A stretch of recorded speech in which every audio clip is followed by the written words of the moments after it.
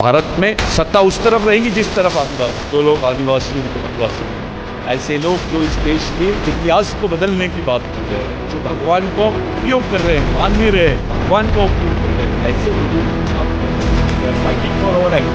Identity हमारा DNA नहीं बदल सकते, हमारा खून नहीं बदल सकते, ये सच्चाई है, यही इतिहास है जिसको मानना ही पड़ेगा। आप नहीं पूरा विश्व मानते हैं हम इस बात के, और वो लोग तो हमको जानवरों जैसा जो हमारे अधिकारों को, जो हमारी पहचान को खत्म करना चाहते हैं, उन्हीं के खिलाफ हमारी पूरी लड़ाई। शिव हमारे लिए सांस्कृतिक पुरुष है, ये इस देश की कृषि संस्कृति का प्रतीक है, और जिस तरीके से उसका धार्मिक आडंबर रचाया गया, आप देखिए शिव का कोई संबंध आर्यों से नहीं है, शिव का कोई संबंध संस्कृत से नहीं है, शिव का संबंध ये प्राचीन भारत से है। रामायण महाभारत ये ग्रंथ है, विशेष करके रामायण, अगर इसको वाल्मीकि जी ने और सुदर्शन जी का नाम मुझे आता है, तो उस कौम के लोगों को क्या सम्मान मिला है, वो भी तो आदिवासियों के वंशज है। आज उनसे मैला ढुलाने का काम चल रहा है।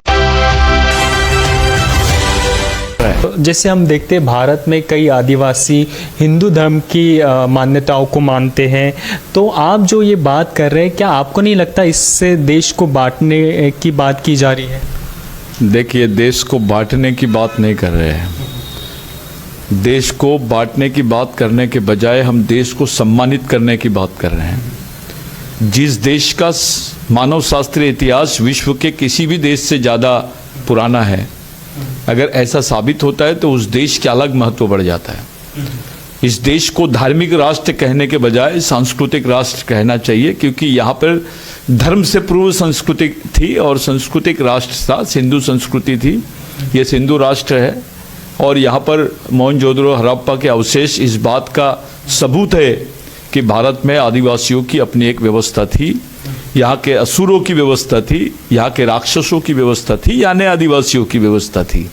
इस बात को कोई झुटला नहीं सकता है, इस बात को कोई नकार नहीं सकता है, इसके हजारों एविडेंस है। यहाँ तक के कि हिंदुओं के धर्म ग्रंथों में भी, जिसको आप ऋग्वेद बोलते हैं, उसमें राक्षस, असुर, कुयव, ये शब्द जो है ये आए हुए हैं। ये शब्द माना जाता है। आप जितने इतिहास है, कुछ लोग ऐसा क्लेम करते हैं कि भाई ये द्रविड़ों ने लिखा है, यहीं के लोगों ने लिखा है।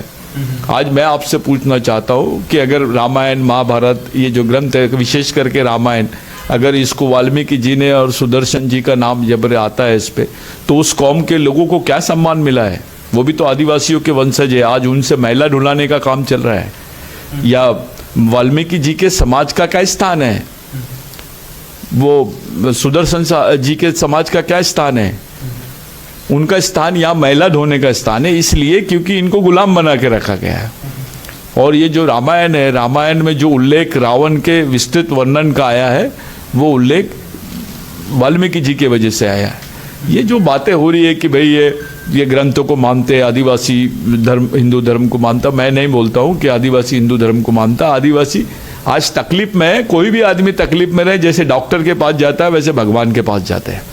आदिवासी शिव को भी मानते हैं, शिव की माँ को भी मानते हैं, उसके पूर्वजों को भी मानते हैं। शिव हमारे लिए सांस्कृतिक पुरुष है, ये इस देश की कृषि संस्कृति का प्रतीक है, और जिस तरीके से उसका धार्मिक आडंबर रचाया गया, आप देखिए शिव का कोई संबंध आर्यों से नहीं है, शिव का कोई संबंध संस्कृत से नहीं है। शिव का संबंध ये प्राचीन भारत से है। शिव का संबंध जो है यहाँ की जो प्राचीन भारतीय बोली है, जिसको प्राकृत बोली बोलते हैं, जिसको मुंडा बोली बोलते हैं, जिसको गोंडी बोली बोलते हैं, जिसको महादेव कुड़ियों की बोली बोलते हैं, जिसको मराठी बोलते हैं, मराठी नहीं मराठी, ये संस्कृत पूर्व भाषा है। ये तो ये जो चीज़ें हैं, जो आदिवासियों की भाषा है, ये संस्कृत का या आर्यों के आगमन के पहले से अस्तित्व था इस देश में। और वो जो भगवान है जिनको आप शिव बोलते हैं, ये आदिवासी भगवान है, और ये आदिवासियों के जिनको भगवान बनाया गया, आदिवासी उसको अपना आराध्य मानते हैं। आराध्य और भगवान में वो जमीन आसमान का फर्क है। हमारे साथ बात करने के लिए बिरसा ब्रिगेड के राष्ट्रीय अध्यक्ष सतीश पेंदाम जी हमारे साथ हैं, उनसे बात करेंगे। सर, सबसे पहला सवाल, जब भारत एक देश बन चुका है, तब आदिवासियों को संयुक्त राष्ट्र संघ में मान्यता की बात क्यों कर रहे हैं आप? जैसे हम देखते हैं भारत में कई आदिवासी हिंदू धर्म की मान्यताओं को मानते हैं, तो आप जो ये बात कर रहे हैं, क्या आपको नहीं लगता इससे देश को बांटने की बात की जा रही है? देखिए, देश को बांटने की बात नहीं कर रहे हैं। देश को बांटने की बात करने के बजाय हम देश को सम्मानित करने की बात कर रहे हैं। जिस देश का मानव शास्त्रीय इतिहास विश्व के किसी भी देश से ज़्यादा पुराना है, अगर ऐसा साबित होता है तो उस देश का अलग महत्व बढ़ जाता है।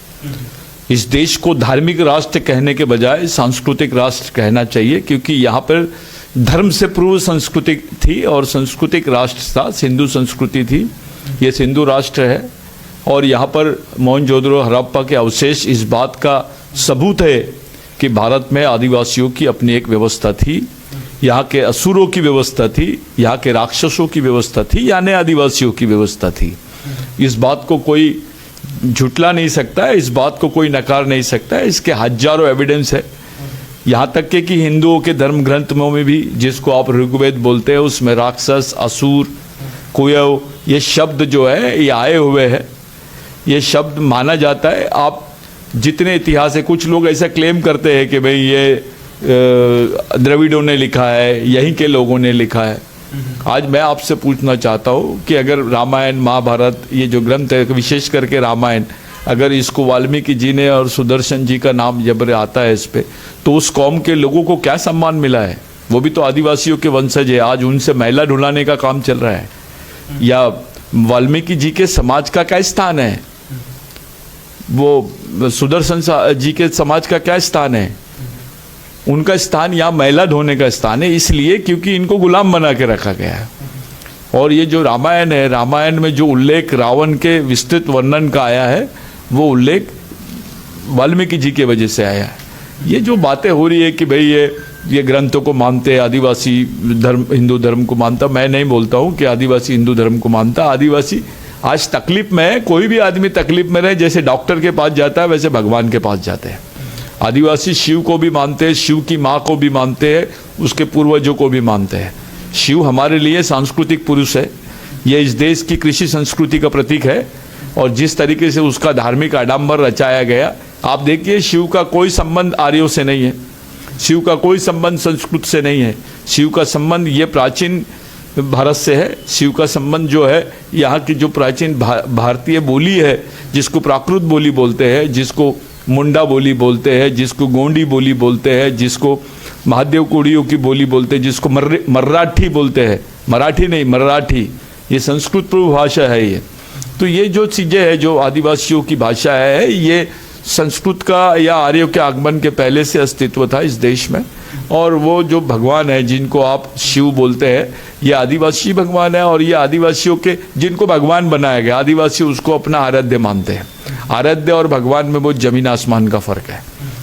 ये जो आप बोल रहे हैं, ये आपके पास क्या आधार है, किस आधार से आप बोल रहे हैं? क्योंकि संविधान में भी आदिवासियों को अनुसूचित जाति जनजाति करके परिभाषित किया है। आप अपने सम्मेलन के माध्यम से और ये किस आधार पर अभी बात रख रहे हैं? देखिए, संविधान के दो हिस्से हैं, एक संविधान पूर्व बहस और संविधान। जो संविधान बनाने के पूर्व की बहस है, उस बहस में इस बात का उल्लेख हुआ, ये डॉक्टर अंबेडकर को बदनाम करने की रणनीति है कि संविधान में आदिवासियों को परिभाषित नहीं किया गया, आदिवासियों को परिभाषित नहीं किया गया, उनको अनुसूचित जनजाति बोला गया। ये डॉक्टर अंबेडकर और संविधान निर्माताओं को बदनाम करने की रणनीति है। आदिवासी को परिभाषित किया गया। स्पष्ट उल्लेख है कि डॉक्टर अंबेडकर ने स्टेटमेंट दिया, जयपाल मुंडा ने जब ये सवाल खड़ा किया, उन्होंने जब ये सवाल खड़ा किया कि आदिवासियों को आदिवासी करके ही परिभाषित करना चाहिए, तो डॉक्टर बाबा साहब अम्बेडकर ने उनके सामने सवाल खड़ा है कि कौन कौन आदिवासी है, क्योंकि इनके अलग अलग जनजातियां हैं। तो इस देश के जितने आदिवासी हैं उनको एक सूत्र में बांध के, उनको अनुसूची में लाके, एक सूचीबद्ध तरीके से खड़ा करके उनको अनुसूचित जनजाति बोला गया है। यहाँ के किसी समाज को या किसी वर्ग को जनजाति या ट्राइब नहीं बोला गया है, ये आदिवासियों के लिए यूज किया गया है। Schedule tribe is legal terminology to define Adivasis. ये आपको ध्यान में रखना पड़ेगा। और मैं नहीं बोल रहा हूँ, अब इस देश की जो सर्वोच्च न्यायालय है, जो कॉन्स्टिट्यूशन को इंटरप्रेट करने का जिसको स्पेशल पावर्स है, जिसका इंटरप्रिटेशन फाइनल माना जाता है, वो सर्वोच्च न्यायालय ने भी ये बात बोला है कि इस देश के शेड्यूल ट्राइब ही आदिवासी है और यही इस देश के एबोरिजिनल पीपल है और यही इस देश के मूल मालिक है। ये फर्स्ट सिटीजन ऑफ इंडिया है और उन्होंने यहाँ तक बोला है कि भारत के तमाम नागरिकों की ये जवाबदारी बनती है कि इनको ये सम्मान देना चाहिए। जैसे आदिवासियों में भी जनजातियां हैं, जैसे भील है, मीना है, हल्बी है, इनके जो कई शब्द हैं वो संस्कृत से आते हैं और संस्कृत आप जानते हैं हिंदुओं की एक भाषा और उसकी संस्कृति से जुड़ी संस्कृत एक भाषा है। तो क्या इस शब्द पर आपको क्या? देखिए, इस देश में षड्यंत्र हुआ है। संस्कृत भाषा को इस देश की पहली भाषा का दर्जा देने की बात चल रही है, जबकि संस्कृत इस देश में नहीं आई थी तब से जो अस्तित्व की भाषा है उस पर कोई बात नहीं कर रहा है, उन बोलियों पे कोई बात नहीं कर रहा है। वो जो मोहनजोदड़ो हड़प्पा में जो स्क्रिप्ट्स मिली है उसके बारे में कोई बात नहीं कर पा रहा है। संस्कृत में वो मोहनजोदड़ो हड़प्पा की स्क्रिप्ट्स को पढ़ सकते हैं क्या? लेकिन गोंडी में पढ़ सकते हैं आप, मुंडारी भाषा में पढ़ सकते हैं, संताली भाषा में पढ़ सकते हैं आप, उराव भाषा में पढ़ सकते हैं आप, आदिवासियों की किसी भी बोली भाषा में आप उसको पढ़ सकते हो, संस्कृत में नहीं पढ़ सकते। और ये जो आरोप लगा रहे हैं कि भाई आदिवासियों की बोली भाषा संस्कृत से मिलती है, आर्यों की भाषाओं से मिलती है, ये गलत है। आर्यों की भाषाओं में आदिवासियों के शब्द है, यहाँ आर्यों की भाषा आई है, वो फॉरेन लैंग्वेज है। यहाँ के जो लोगों की भाषा है उसमें वो शब्द आया और इतने सालों से ये तो चलता है। मैं आज अंग्रेजी भी बोल रहा हूँ, हिंदी भी बोल रहा हूँ, वैसे आदिवासियों के बीच में वो शब्द आए हैं क्योंकि आर्यों का बहुत ज़्यादा प्रभाव रहा है इस देश के मूल निवासियों के ऊपर में। और जिस तरीके से ये सब व्यवस्था दिखाई पड़ती है, आपको देखिए, आप ऋग्वेद में जाइए, यजुर्वेद में जाइए, आपको दास, दस्यु, असुर, राक्षस इनका उल्लेख मिलेगा। इनका उल्लेख क्यों आया है? इसलिए आया क्योंकि वो उसके पहले से अस्तित्व में थे और उनके अस्तित्व में रहते हैं। इसका मतलब उनकी अपनी एक बोली थी, उनकी अपनी एक व्यवस्था थी, जिसका प्रमाण मोहनजोदड़ो हड़प्पा है।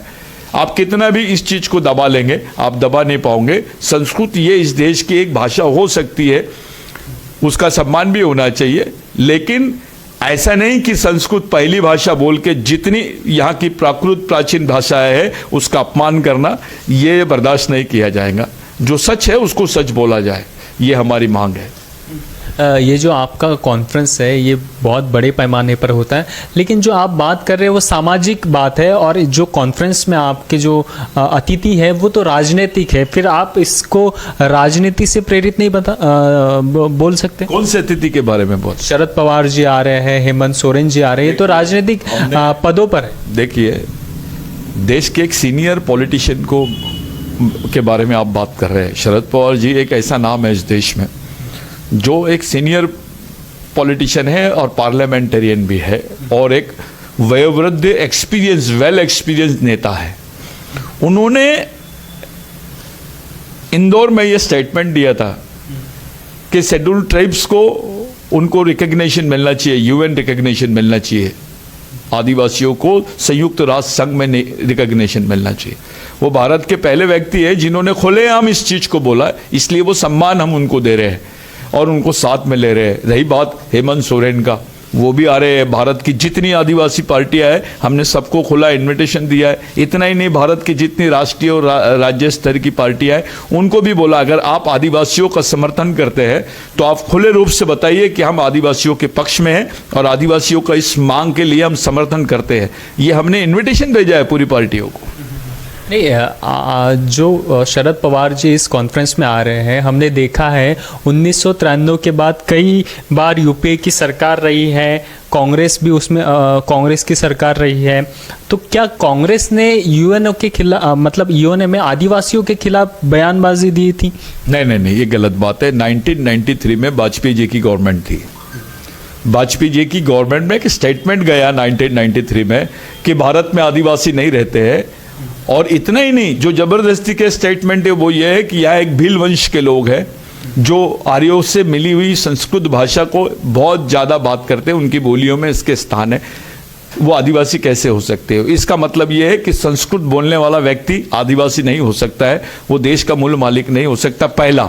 दूसरा शब्द यह है कि एक षड्यंत्र है यहाँ के भीलों को, यहाँ के हल्बियों को, यहाँ के मीनाओं को और अन्य जनजातियों को जो आज जो भाषा बोल रहे हैं उनकी भाषा पे आक्रमण करके उनका हिंदुत्वकरण करने का षड्यंत्र है, उनको आदिवासी की परिभाषा से ही खत्म करने का षड्यंत्र है।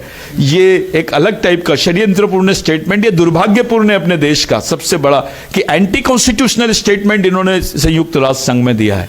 संविधान में जो स्टेटमेंट दिया है, संविधान में जो स्टेटमेंट है उसके अनुरूप ये स्टेटमेंट नहीं है। आज सुप्रीम कोर्ट ने बोला है, 2010-2011 में सुप्रीम कोर्ट ने स्पष्ट कर दिया है कि आदिवासी देश के मूल मालिक है, कि एबोरिजिनल पीपल है। यहां तक कि संविधान बनने के पहले भी आदिवासियों को एबोरिजिनल पीपल बोला गया, ट्राइबल बोला गया, ट्राइबल रिलीजन करके उनको एनिमिस्टिक पीपल करके भी बोला गया। तो ये जो चीजें हैं ये तो क्लियर है कि भाई आदिवासी इस देश के एबोरिजिनल है। ये आप कौन सी हिस्ट्री, देखो संविधान इस देश का इतिहास नहीं है, संविधान ये प्रावधान है इस देश को संचालित करने के लिए। संविधान इतिहास नहीं है, इतिहास तो एंथ्रोपोलॉजी है जिसके आधार पे हम बात कर रहे हैं कि ये इस देश का मालिक आदिवासी है। इतना ही नहीं, मुझे बहुत लोगों ने बोला है कि भाई आप यहाँ पे बाकी धर्म के लोग हैं, आप बौद्ध धर्म का ग्रंथ देख लीजिए, उसमें बिगर आदिवासियों के कोई उल्लेख नहीं है, आदिवासियों का उल्लेख है। आप अलार कलाम का चैप्टर पढ़ लीजिए, आपको पता चलेगा कि आदिवासियों का उल्लेख है। आप सिख धर्म को देख लीजिए, सिख धर्म में भी गुरु ग्रंथ साहब में भी आदिवासियों का उल्लेख है, गौड़ जनजाति का स्पेसिफिक उल्लेख है वहां पर। आप इधर जाइए जैन धर्म की तरफ, उनके ग्रंथों में भी उल्लेख है आदिवासियों का। बिगर आदिवासियों का उल्लेख, ये धर्म जो भारतीय धर्म है इसमें आदिवासियों का उल्लेख होना ही होना है, क्योंकि ये आदिवासियों से संबंधित है। ये बड़ी बात है। भारत अभी देखिए हिंदू राष्ट्र धीरे धीरे बन रहा है और इसकी पहल भी की जा रही है, तो आप किसके खिलाफ है? देखिए, हम किसी के खिलाफ में नहीं है, हम भारत के प्राचीन इतिहास के पक्ष में है, इस देश के मानव शास्त्रीय वास्तविकता और उसकी सच्चाई के पक्ष में है, हम आदिवासियों के पक्ष में है। यहाँ के आदिवासियों के जो वंशज है, दलित है, ओबीसी है, मराठा है, आपके अल्पसंख्यक जो मुस्लिम है, क्रिश्चियन है, सिख है, बौद्ध है, जैन है, इनके पक्ष में हम किसी के खिलाफ में नहीं है। ये बड़ी बात है कि पहली बार ये बात इस देश में हो रही है कि आदिवासियों को परिभाषित करना चाहिए, आदिवासियों को संयुक्त राष्ट्र संघ में उनको मान्यता मिलनी चाहिए ताकि उनको इंटरनेशनल प्रोटेक्शन मिले। क्या है इस देश में? देश के पास क्या है? जो जल जमीन जंगल है वो तो आदिवासियों की है। देश की जो संपत्ति, जिसको राष्ट्रीय संपत्ति का आपने दर्जा दिया, राष्ट्र बनने के पहले तो आदिवासियों की ही संपत्ति थी वो। आपने जब उसको ग्रहण किया तो उसके बदले में इस कौम को क्या दिया? उनकी हालत क्या है? उनकी स्टेटस देखिए, फर्स्ट मैन ऑफ कंट्री वो last man of the social society हो गया है। उसके बारे में कोई बात नहीं करता है, वो आखिरी आदमी कैसे बन गया, वो तो विषय ही नहीं है। आदमी आदिवासियों को तो अब जानवर जैसा ये लोग ट्रीटमेंट दे रहे हैं। कोई वनवासी बोल रहा है, कोई जंगली बोल रहा है, कोई नक्सलवादी बोल रहे हैं। यानी नक्सलवादी आदिवासियों को एक बार बोल दिए तो उनको गोलियों से मारने की परमिशन मिल जाती है। यानी जो कौम इस देश का जो मालिक है वो देशद्रोही कैसे हो सकता है भाई? नक्सलवादी आदिवासी हो सकता है, आदिवासी नक्सलवादी नहीं हो सकता है। ये जो इंटरप्रिटेशन है इसको प्रैक्टिस में लाया जा रहा है। आदिवासियों पर जबरन थोपा जा रहा है, उनकी जमीनें लूटी जा रही है, उनकी जमीन पर माइंस है, उनकी जमीन पे जंगल है, उनकी जमीन पे जितने नैसर्गिक प्राकृतिक रिसोर्स है वो पूरे लूटे जा रहे हैं। उसको तो खुलेआम लूट चालू है इस देश में, उसके बारे में कोई बात नहीं करता है। अगर आदिवासियों ने उसका विरोध किया तो एंटी नेशनल हो जाते हैं। आप बड़ी बड़ी माइंस को प्राइवेट एजेंसीज को देते हो तो तब कुछ नहीं लगता आपको। प्राइवेटाइजेशन होना ये अलग बात है, लेकिन हम अपनी सोशलाइजेशन, हमारे सोशल राइट्स के लिए अगर हम बात करते हैं तो हम देशद्रोही हो जाते हैं। वो प्राइवेट राइट्स के लिए बात करते हैं तो वो देश प्रेमी हो सकते हैं। ये जो मापदंड है ये आदिवासियों को बर्दाश्त नहीं हो रहा है और देश के जितने दबे कुचले लोग हैं उनको भी बर्दाश्त नहीं हो रहा है। एक बात साफ जाहिर हो रही है इसमें कि देश हिंदू राष्ट्र की ओर बढ़ रहा है और आपका जो आंदोलन है, सम्मेलन है, ये तो राष्ट्र विरोधी बोला जा सकता है। आपका क्या कहना है इसमें? इस देश में किसी को भी राष्ट्र विरोधी डिग्री दी जाती है, कभी भी सम्मानित किया जाता है। अगर कोई आदमी इस व्यवस्था के खिलाफ में बोल रहा है, व्यवस्था के खिलाफ में बोलना और राष्ट्र के खिलाफ में बोलना दोनों अलग चीज है। जो चेहरा है व्यवस्था का वो राष्ट्र का चेहरा नहीं है। वो संविधानिक चेहरा नहीं है। जो व्यवस्था के खिलाफ में बोल रहा है उसको राष्ट्र विरोधी बोलना ये बिल्कुल गलत है। और हो सकता है हमारे आंदोलन को ये बोला जाए कि आप देश के खिलाफ में जा रहे हो, देश में सब एक है, आप नई बात कर रहे हो, ये गलत बात है। अमेरिका जैसा देश, अफ्रीका जैसा देश, ऑस्ट्रेलिया जैसा देश यहाँ पर आदिवासियों को परिभाषित किए तो वो देश खतरे में आ गया क्या? उल्टा उस देश का प्रोग्रेस देखिए, उल्टा उस देश के आदिवासियों का प्रोग्रेस देखिए। आप तो आदिवासी विरोधी होने का तो खुलेआम आप प्रचार कर रहे हो, आदिवासियों को खत्म करने का षड्यंत्र कर रहे हो, उनके आने वाली पीढ़ी को खत्म करने का षड्यंत्र कर रहे हो। ये हमको बर्दाश्त नहीं होगा। हमारा जो पक्ष है वो राष्ट्रीय पक्ष है, देश हमारा है, हम मालिक है, हम मानते हैं हम इस देश के मालिक है। और हमको कोई बोलेगा ये बात, हमको थर्ड सिटीजन बनाने की कोशिश चल रही है। सेकंड सिटीजन होना अलग चीज है, थर्ड सिटीजन नॉन काउंटेबल जिसको बोलते हैं आप, जिसको गिनती नहीं करते हैं, वो थर्ड सिटीजन होता है। सब्स्टिट्यूट आदमी ह्यूमन बना दिया आदिवासियों को। किसी को खून होना तो आदिवासियों का ले लो, किसी को जमीन होना तो आदिवासियों को ले लो, किडनी होना तो आदिवासियों का ले लो, उनको उनकी औरतें होना तो आदिवासियों की ले लो, प्रॉपर्टी होना, रिजर्वेशन होना तो आदिवासियों को ले लो। हमको थर्ड सिटीजन जैसे माने, सब्स्टिट्यूट ह्यूमन बनाने की कोशिश चल रही है आदिवासियों को। इससे ज़्यादा दुख विश्व में, भारत में जितने आदिवासी दुखी है उतने किसी भी देश के आदिवासी दुखी नहीं है जितने भारत के आदिवासी दुखी है। जो अभी सत्ता, ये जो आपका जो कार्य है, जो आपकी मांग है, इसके लिए सत्ता बहुत महत्वपूर्ण है और आप बगैर सत्ता के इस मांग को कैसा पूरा कर सकते हैं? देखिए, आदिवासियों के दिमाग में डाला जा रहा है कि वो माइनॉरिटी है, वो अल्पसंख्यक है। मैं पूछ रहा हूं नॉर्थ ईस्ट में कितने राज्य है जो केंद्र शासित है, जहां पर 6 शेड्यूल का प्रोविजन है? 12 राज्य है। मध्य भारत में कितने राज्य है जहां आदिवासी बहुसंख्यक है? ऐसा देखें तो भारत की 113 लोकसभा सीटें आदिवासियों से प्रभावित है। और आदिवासी जिस तरफ करवट ले ले इस देश में, सत्ता परिवर्तन उसी तरफ होगी। जो मेजॉरिटी और जो पॉलिटिकल अपॉर्चुनिटी आदिवासियों के पास में है, ना मुसलमानों के पास में है, ना दलितों के पास में है, ना ओबीसी के पास में है, किसी देश के किसी कौम के पास में नहीं है जितनी बड़ी आज अपॉर्चुनिटी आदिवासियों के पास में है। ये बात अलग है कि उनमें लोकतांत्रिक जागृति नहीं है, उनमें शिक्षा का अभाव है, वो पैसे से गरीब है, मजबूर है, लाचार है, ये बात अलग है। लेकिन ये सच्चाई को कोई ठुकरा नहीं सकता कि भारत की 113 लोकसभा की सीटों पर आदिवासी प्रभाव रखते हैं और वो कुछ भी कर सकते हैं। अगर जागृति हमने निर्माण कर दी तो भारत में सत्ता उस तरफ रहेगी जिस तरफ आदिवासी रहेगा। ये सच्चाई है।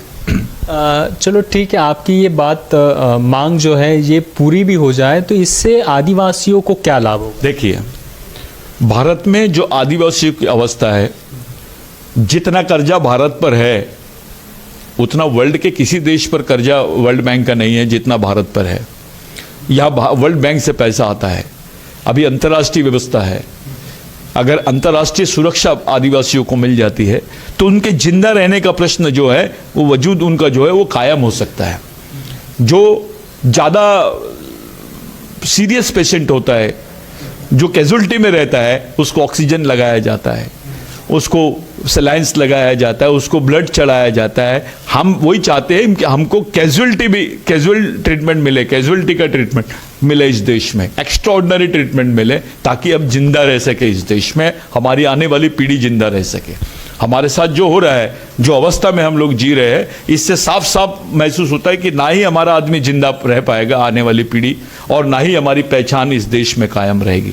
हमारे अस्तित्व के साथ हम अपनी अस्मिता के लिए भी लड़ रहे हैं। We are fighting for our existence and identity. ये दोनों चीज़ों के लिए हम लोग लड़ रहे हैं।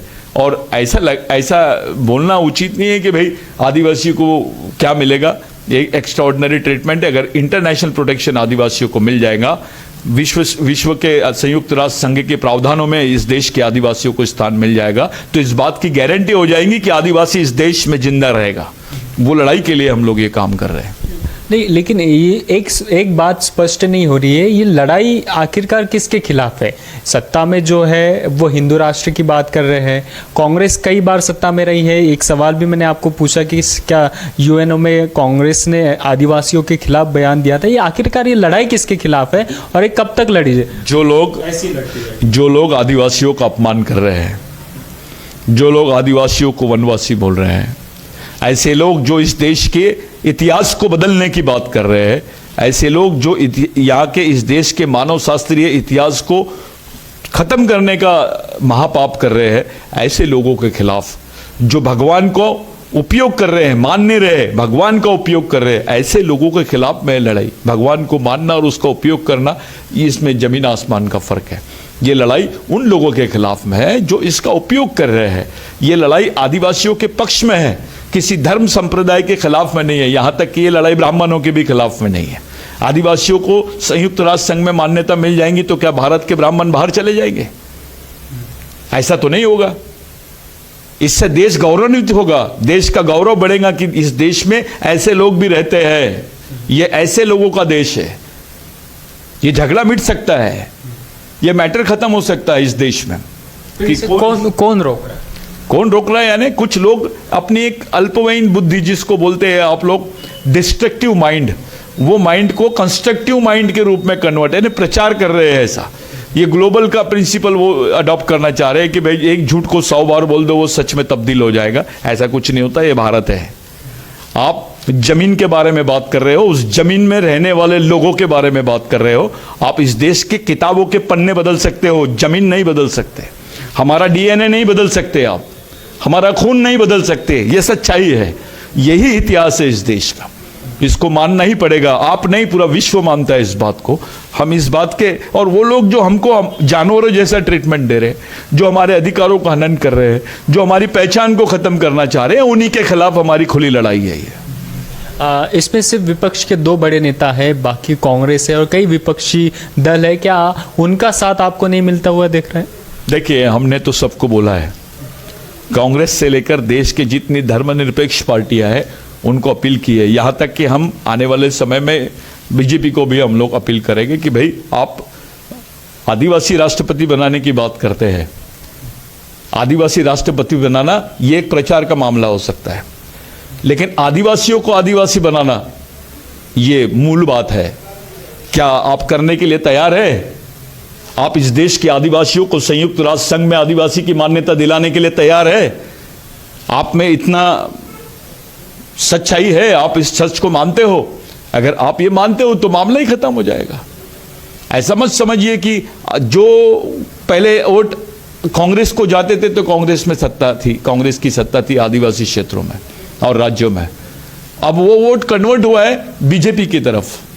इसका मतलब ये नहीं कि बीजेपी की आइडियोलॉजी से आदिवासी बहक कर वो उनको वोट करे, ऐसा नहीं है। जो बीजेपी में काम करने वाला कार्यकर्ता है आदिवासी, वनवासी कल्याण में भी काम करने वाला आदिवासी कार्यकर्ता है, उसके भी मन में ये सवाल है कि वो इस देश का मालिक है।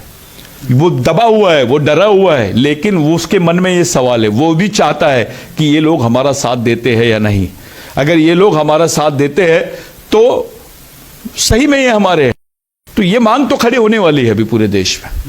आपकी रणनीति क्या है? अगर ये आपकी जो मांग है ये सफल नहीं होती है तो आगे आपका क्या स्टेप रहेगा? हर स्टेट में कॉन्फ्रेंस होगा, हर राज्य में कॉन्फ्रेंस होगा, और हर वो देश जो भारत के आदिवासियों का समर्थन करेगा वहाँ पे कॉन्फ्रेंस होंगे। ऐसा नहीं है कि आज हमारा सिर्फ नेशनल नेटवर्क है, हमारा इंटरनेशनल नेटवर्क भी है खड़ा। ये जो संगठन है बिरसा ब्रिगेड, आदिवासी विचार मंच, सेल्फ रिस्पेक्ट मूवमेंट, और जो हमारे गुणवाना विचार मंच या बाकी जो संगठन है, हम इस देश की किसी पार्टी, किसी समूह को नहीं छोड़ना चाहते हैं। हम सबको साथ में लेकर इसका एक इंटरनेशनल और नेशनल प्लानिंग हम लोग कर रहे हैं। बहुत जल्दी हम लोग इस दिशा में कामयाब हो जाएंगे।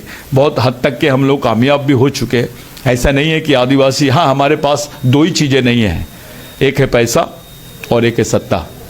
ये दोनों चीज़ें हमारे लोगों की नहीं है, क्योंकि हम बेसिकली गरीब है। आज हम लोगों की हालत ख़राब है, लेकिन हम देख रहे हैं कि जो लोग हमको मदद करना चाहते हैं, जो खुले मन से मानवता के आधार पर, मानवीय आधार पर जो मदद करना चाह रहे हैं, चाहे वो किसी भी पार्टी का कोई भी हो, हम उनको खुला आमंत्रण दे रहे हैं कि इस लड़ाई में आप हमारी मदद करो। ये लड़ाई से यहाँ के दलित, ओबीसी, मराठा, क्रिश्चियंस, मुस्लिम्स, बाकी सब लोगों को भी, माइनॉरिटीज़ के लोगों को भी फ़ायदा है। अगर आदिवासी इस देश का मूल मालिक घोषित हो जाता है तो इससे इनके पास एक एविडेंस हो जाता है कि ये भी इस देश के मूल मालिक है। ये बड़ी बात है।